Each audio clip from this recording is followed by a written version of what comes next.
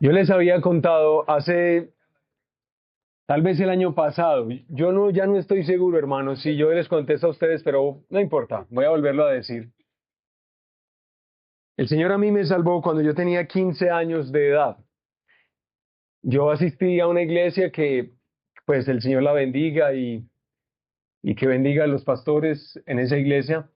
Sin embargo, era una iglesia que yo podría tal vez expresar que era un poco frágil en ayudarme a entender el Evangelio de la Gracia. Así que como a los 5 meses o 6 meses de yo estar en esa iglesia, decidí salir de ahí. Y decidí salir pues porque me parecía insoportable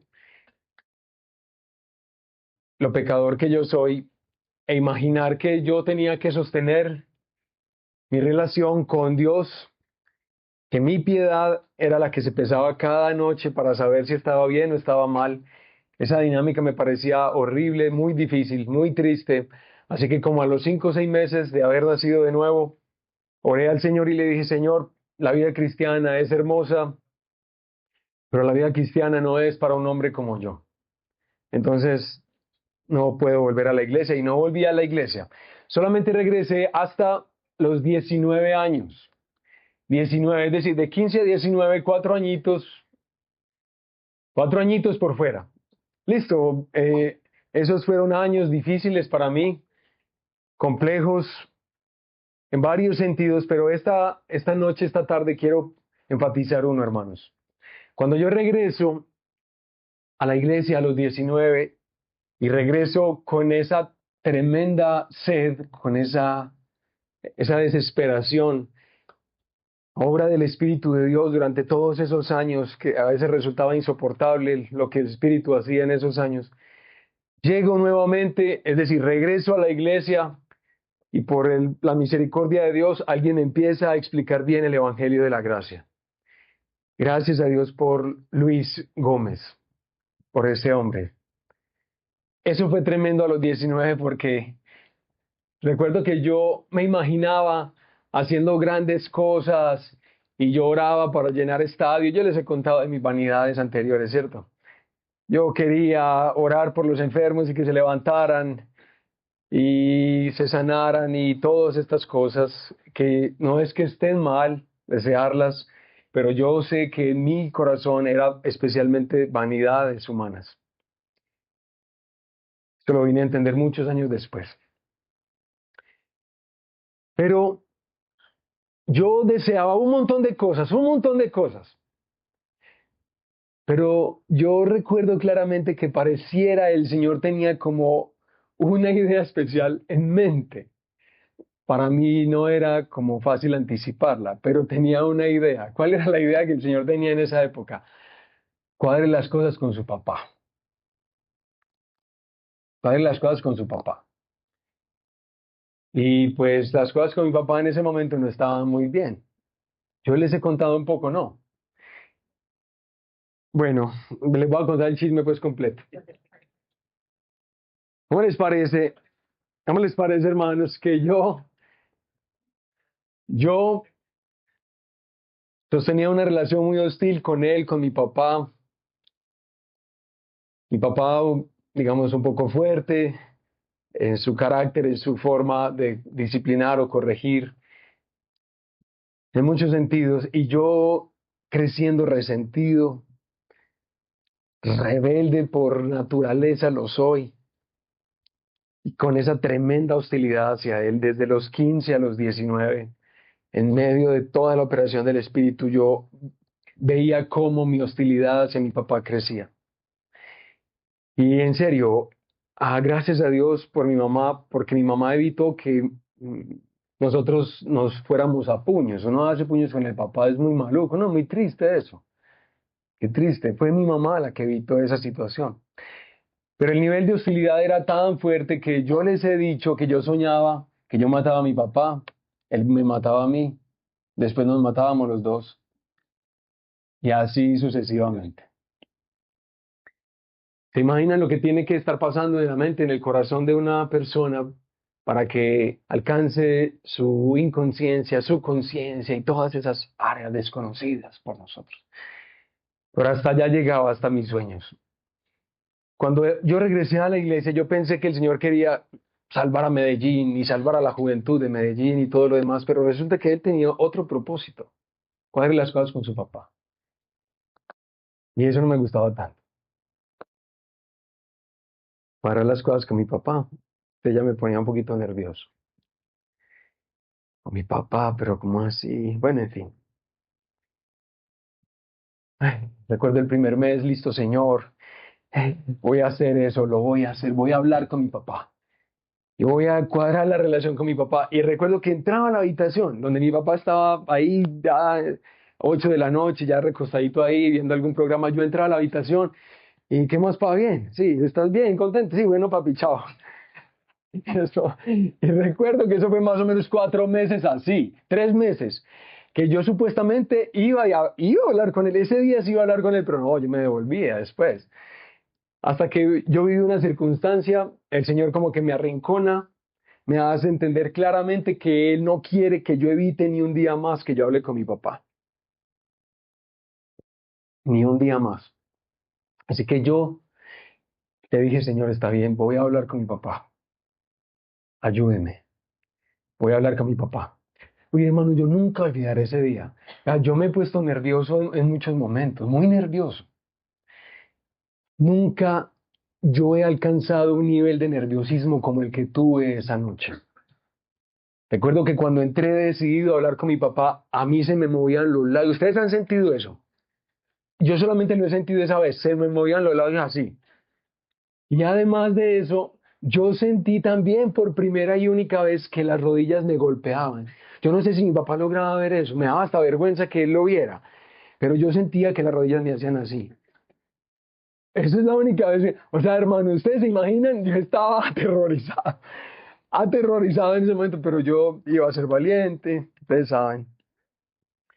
Y le dije, papi, necesito. Ah, mi mamá estaba ahí en ese momento. Yo, mamá, necesito que. Mi mamá entendió. Así yo le dije, listo, papi, necesito que hablemos un momentico. Ah, claro, claro, mi hijo, hágale. Entonces, bueno, mi papá no era cristiano en ese momento, nada de esas cosas.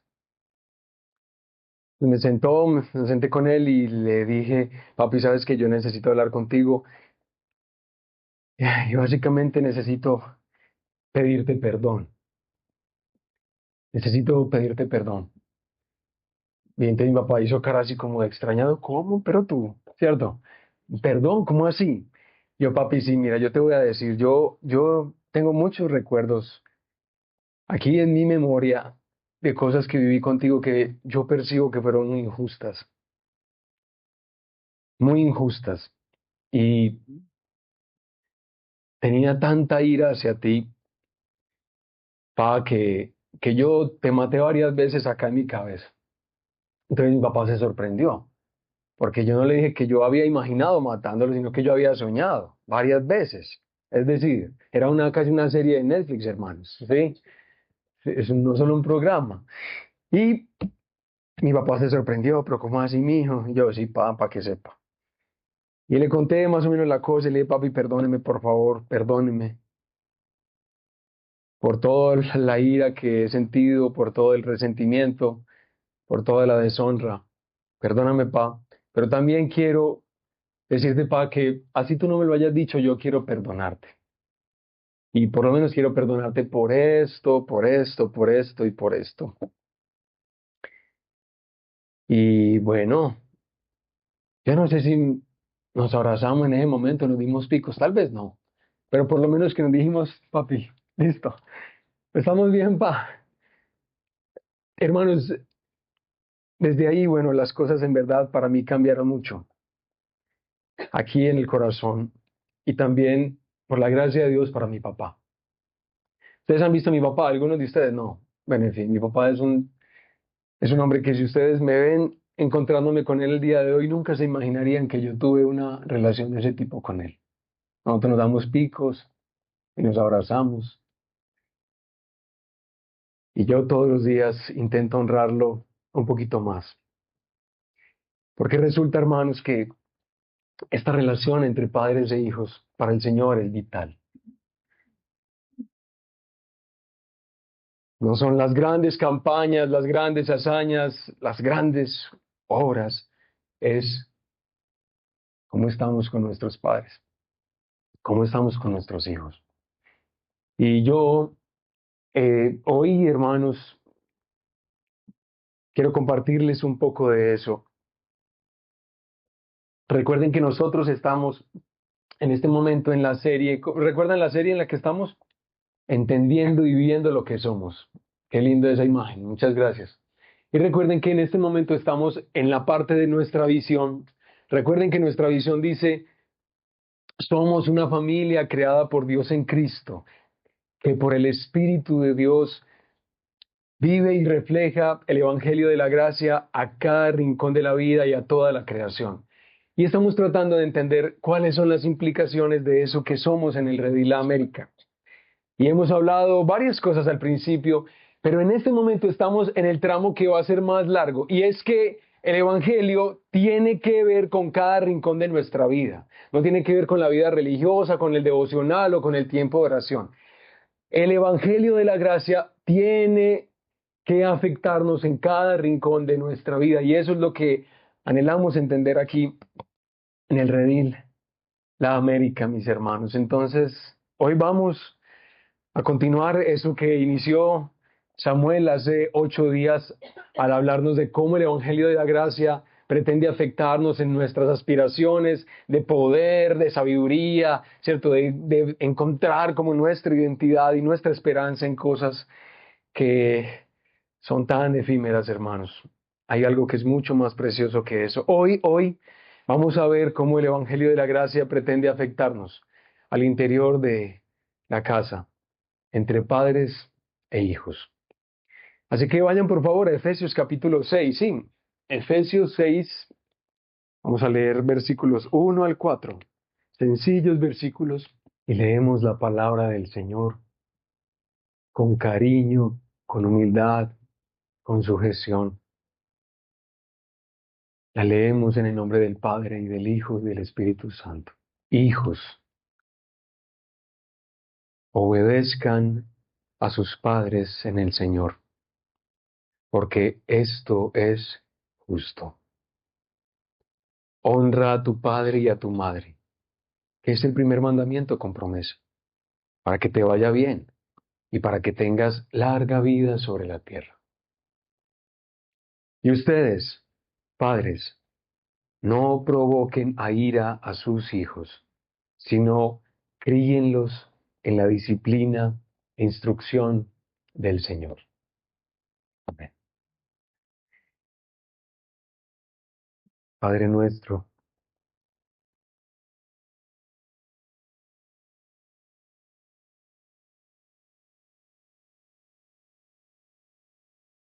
hoy Señor estamos delante de ti con la intención de pensar en tu palabra, en las formas en las que ella nos instruye en estas relaciones tan sensibles, tan delicadas.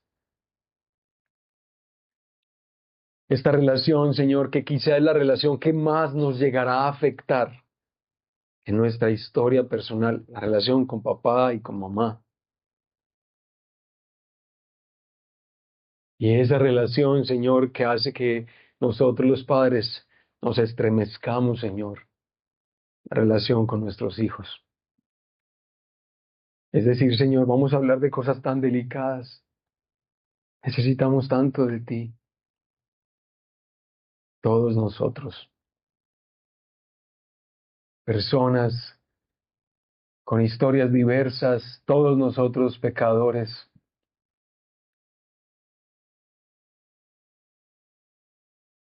Escuchan de ti, pensar distinto, obrar distinto,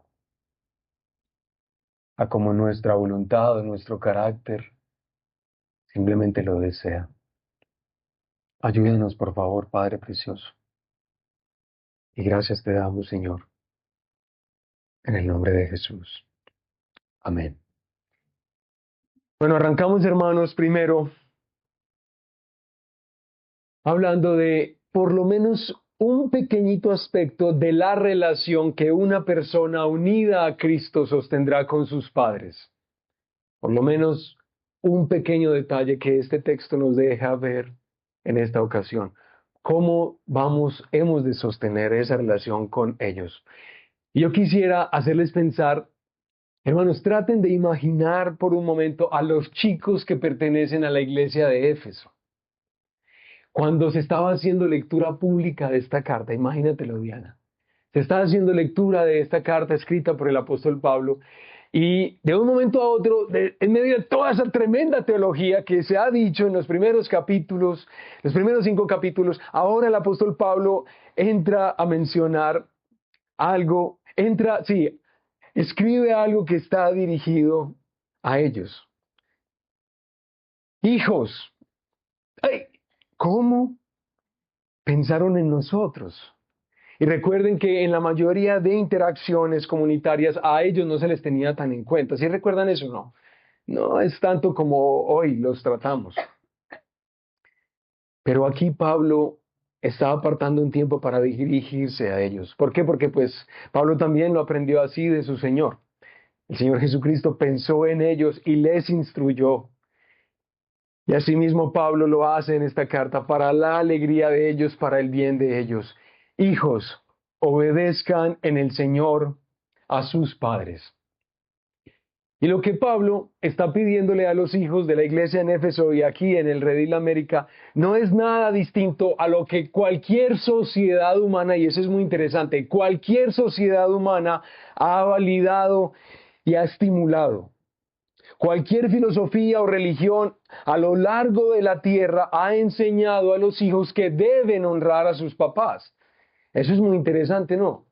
Es decir, tú puedes ir a la tribu más recóndita, la tribu más primitiva que pudieras encontrar en este momento, siglo XXI, si todavía hay algunas por ahí, y tú no vas a encontrar que esa tribu enseña e instruye a las personas de esa comunidad a que deshonren a sus padres como un valor de ellos. Eso no se va a hacer. Más bien la relación con los padres reviste un carácter especial. Y eso todo el mundo lo ha reconocido. Esa relación es distinta a otras relaciones.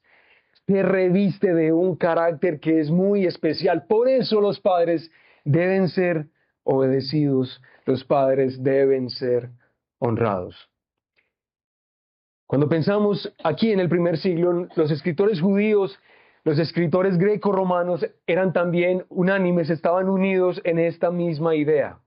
Hay que apreciar, hay que estimar altamente a quienes nos han engendrado a nosotros. ¿Por qué será que todos llegamos a esa misma conclusión de que tenemos que honrar a los padres? Bueno, Pablo nos da un aporte como muy interesante y él dice, ¿por qué esto es qué? Porque esto es justo. Bueno, pues a veces la verdad no es tan fácil precisar lo que los escritores bíblicos tratan de decir en algunas ocasiones, pero mientras se estudiaba este texto, pareciera, hermanos, que lo que está tratando de decir Pablo es que honrar a los padres corresponde a la ley de Dios, a la ley que Dios escribió en el corazón de todos los hombres, la ley que Dios puso en toda su creación, que está escrita en nosotros. Después de Pablo decir, hijos, honren, obedezcan a sus padres en todo, después de eso, Pablo pasa a profundizar en esta instrucción que da a los hijos y cita el quinto mandamiento. ¿Sí lo notaron o no? Quinto mandamiento. Le recuerda a los hijos de esa iglesia el quinto mandamiento, quizá como él mismo lo aprendió en sus años pueriles, cuando era un niño que estaba siendo instruido en la ley. Lo aprende desde rapidito.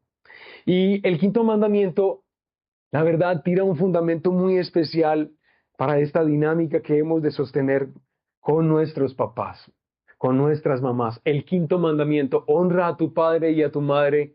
¿Para qué? Exactamente, ¿cierto? Para que te vaya bien, para que te vaya bien en, en la, en la vida. Y ustedes tal vez han escuchado hablar cuando hablamos de los mandamientos, de la ley de Dios, del decálogo. Ustedes han escuchado que se habla de la primera tabla y de la segunda tabla. ¿Sí han escuchado eso o no? Que la primera tabla son los mandamientos relacionados con el Señor especialmente y que la segunda tabla son los mandamientos que están relacionados con el prójimo, con los demás. Entonces, la pregunta que nos hacemos no solo nosotros, sino que se la han hecho ya muchos años, siglos atrás, es, bueno, ¿la honra a los padres pertenece a la primera tabla o a la segunda tabla? Y fácil diríamos a la segunda tabla, ¿de acuerdo? Pues pertenece a la segunda, pero aquí el Señor está hablando de los deberes hacia Él o de los deberes hacia el prójimo. Bueno, hermanos, yo quisiera decirles, para que miren la profundidad de ese mandamiento, que honrar a los padres es un mandamiento bisagra. Es un mandamiento que está entre la primera tabla y la segunda tabla. Y este mandamiento genera una transición entre la una y la otra. Entre los mandamientos referidos al Señor y los mandamientos referidos a el prójimo. Moverme de mi amor hacia el Señor, hacia mi amor por los demás, tiene necesariamente que estar mediado por la honra a los padres. ¿Cómo les parece eso? Qué tremendo, ¿no?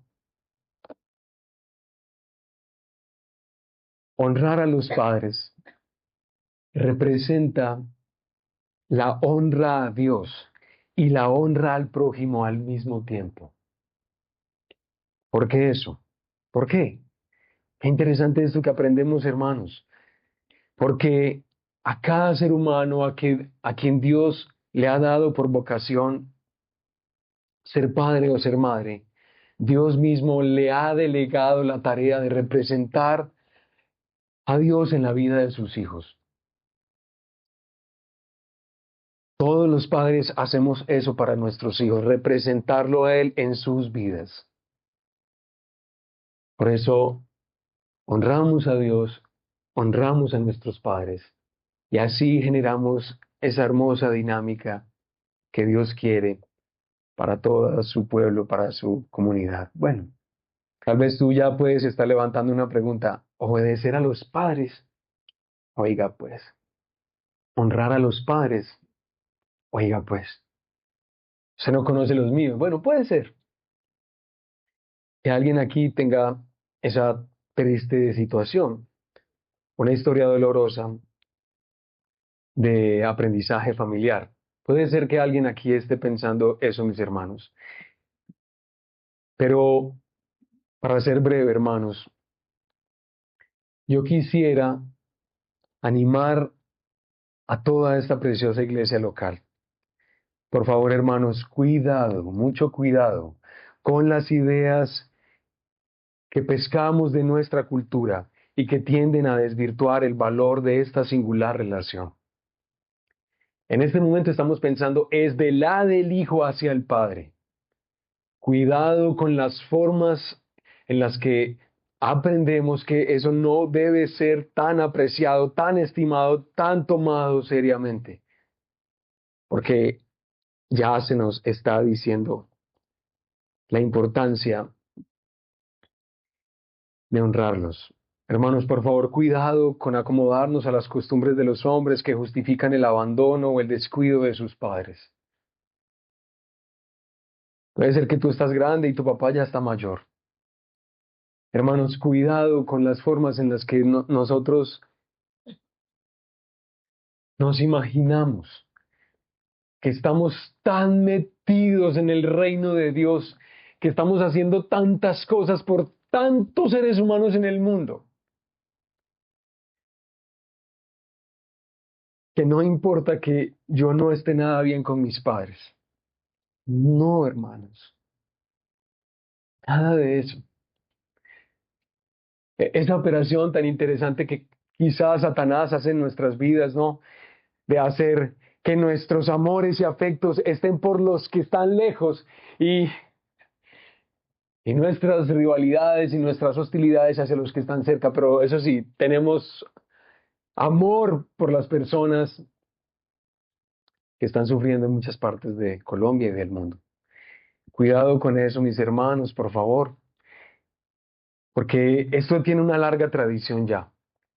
Encontrar las estrategias mentales, las operaciones mentales para sentir que no hay problema en abandonarlos a ellos y todo bien, no hay ningún problema. Ya yo me desligué de casa hace años desde que me casé, ¿no, mis hermanos? Cuidado con eso. Miren, Mateo capítulo 15 nos relata cuando el Señor Jesucristo coge en la trampa a los líderes de la ley, a los maestros fariseos, porque ellos muy astutamente habían aprendido a desprenderse de la responsabilidad de honrar a sus papás, compartiendo de sus bienes. ¿Por qué? Porque ellos habían llamado eso que podían compartir con sus papás, ¿qué? ¿Recuerdan ese término raro? Esa, corbán. Esto es corbán, consagrado al Señor. Como, eso es algo especial para él. Papá, mamá, no te puedo ayudar. Y Jesús les dice, no, no, no, no, no, no, ustedes invalidan el mandamiento con sus tradiciones y con sus enredos. No, no, no, eso no debemos hacerlo. Pero recuerdan también personas, o tal vez tú, que piensas, no, yo no voy a tener cuidado de mis papás, ni yo no los voy a honrar como el Señor me dice, porque seguro que si mis papás hubieran sido mejor, yo los hubiera honrado. Ay, hermanos, eso no es así. Eso no es así. Si ustedes no me creen, vayan a sus casas y lean Isaías capítulo 1.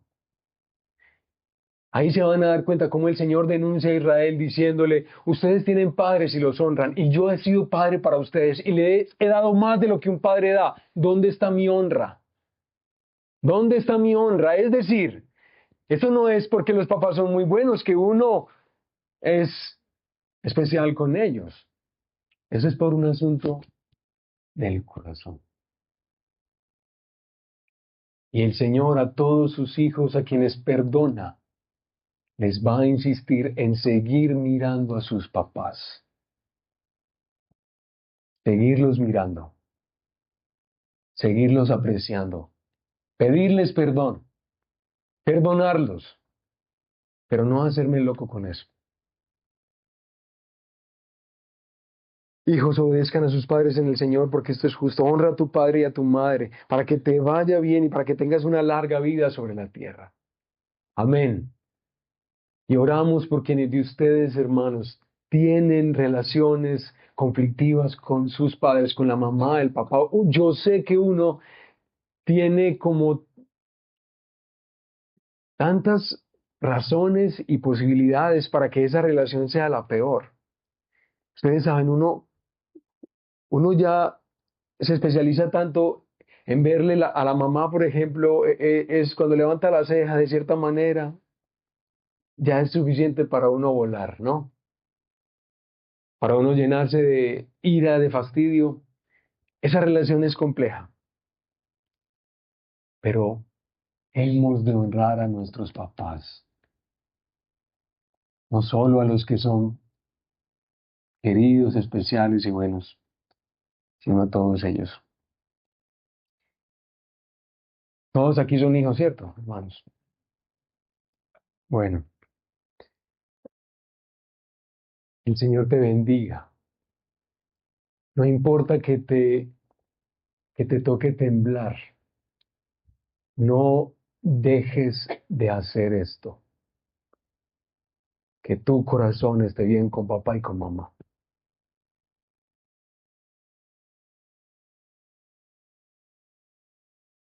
Pero no solamente Pablo nos habla de esas personas que ahora han encontrado a Cristo y ahora están unidos a Él, como nos le enseña Pablo mismo en Efesios. ¿Cómo es que los hijos han de sostener esas relaciones con su papá? No solamente es hacia los padres. Ahora, hermanos, nos toca a nosotros. La relación que una persona redimida por el Señor Jesucristo sostendrá con sus hijos. Versículo 4. Miren, por favor.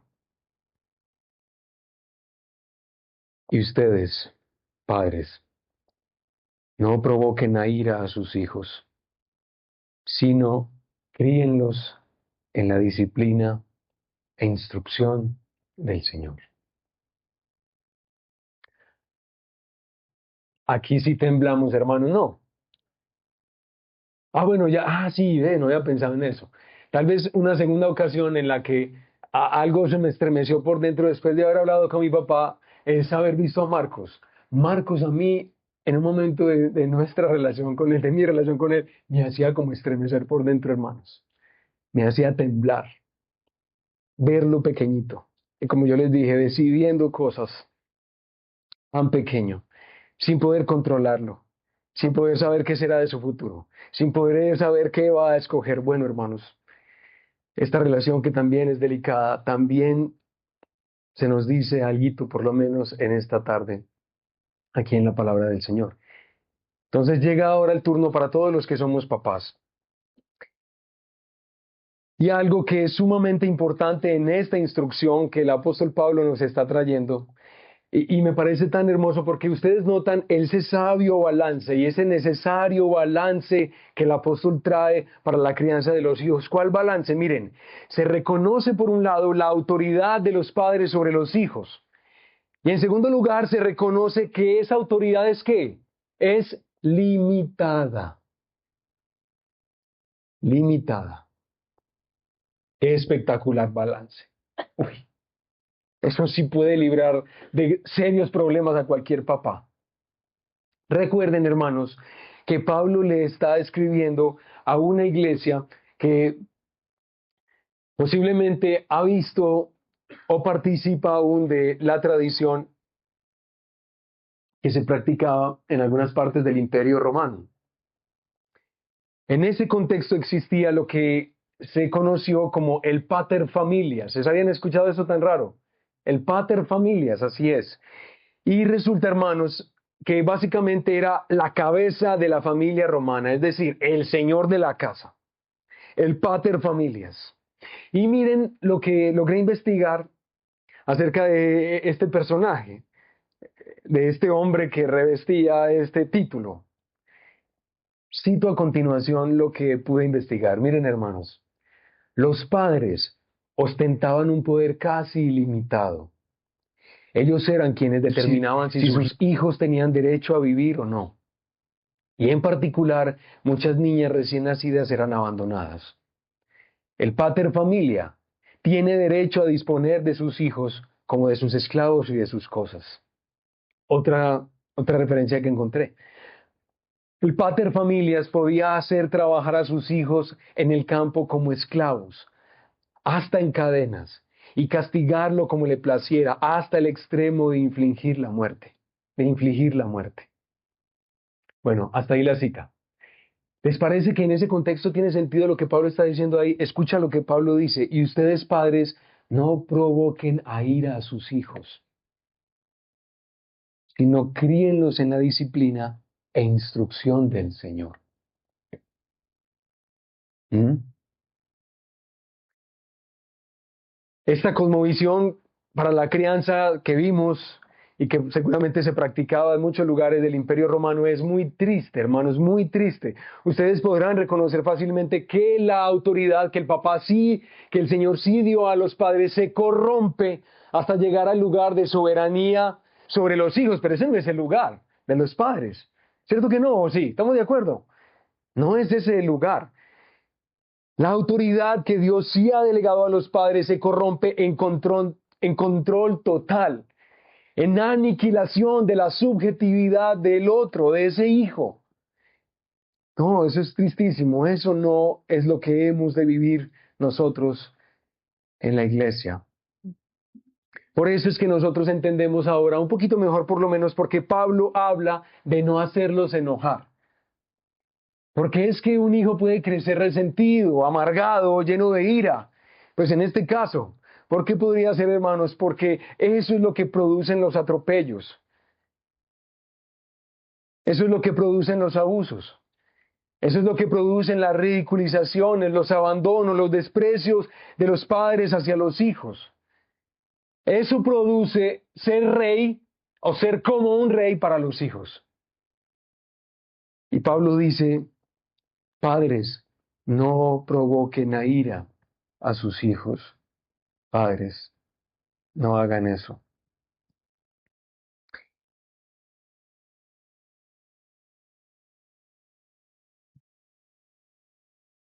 Qué tema tan tremendo de este, hermanos. No, Pablo está reconociendo lo que se reconoce por toda la escritura. Y es que efectivamente los padres tienen del Señor la autoridad para disciplinar e instruir a sus hijos. ¿Y saben qué me ha llamado a mí la atención? Eh, bueno, ya hace algunos años de estar pensando en estas cosas, es que ese tema de la autoridad, que en términos generales está como, según nuestro siglo, como mandado a recoger, ha afectado mucho también nuestra forma de relacionarnos con los hijos. A veces yo veo papás que tienen como un poquito de vergüenza al reconocer que tienen autoridad sobre sus hijos. O sea, como que verse en esos lugares les da como que cierta inseguridad o cierta pena y tratan de mirar cómo en lo posible se relacionan con sus hijos como si fueran pares, abandonando ese lugar que Dios quiere que vivamos en la vida de nuestros hijos, autoridad. Hay hermanos, en este mundo la autoridad es crucial, es crucial.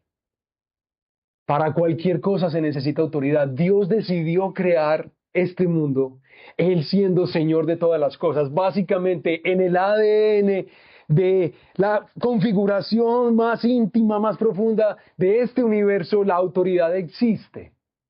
Es decir, nadie que quiera sostenerse, vivir, desarrollarse en esta creación va a poder prescindir de la autoridad, porque ella está ahí. Los padres han de ayudarle a los hijos a ver el valor de la autoridad, la seguridad que llega a sus vidas a causa de la autoridad de los papás, la seguridad que eso les trae, pero también la corrección que eso supone, si es necesaria. Autoridad. Papás, ninguno de nosotros vayamos a abandonar eso, por favor. Yo sé que en nuestros casos fácil se corrompe esa autoridad y nosotros a veces simplemente queremos como ser respetados por nuestros hijos o simplemente no queremos quedar como mal delante de los demás y no hacemos muy bien nuestro trabajo, pero no, hermanos, aunque nuestro fracaso sea evidente muchas veces, tenemos que volver a recapacitar y decir, Señor, dame la lucidez para poder estar frente a mis hijos y que ellos puedan ver que yo soy una autoridad para ellos y que mientras ven como yo soy una autoridad para ellos, ellos puedan ver la belleza de eso que tú has dado, porque mis hijos van a tener que aprender a relacionarse contigo como si tú fueras y como tú siendo una verdadera autoridad, la autoridad última. Nosotros le ayudamos a nuestros hijos a entender quién es Dios, quién ha de ser temido y respetado, ha de ser escuchado y atendido. Por eso, hermanos, yo quisiera hacerle algunas preguntas para nosotros que tal vez podemos abandonar un poco esa disciplina, esa instrucción del Señor, toda ella atravesada por la autoridad. Una preguntita es, cuando piensas en tus hijos, ¿en el fondo te relacionas con ellos como si fueran posesión tuya? Y eso tal vez suena feo, pero es una pregunta que a todo papá le sirve. Nos relacionamos con nuestros hijos como si fueran mi posesión, como si fuera tu posesión. Otra pregunta, ¿tus deseos sobre ellos son la autoridad final?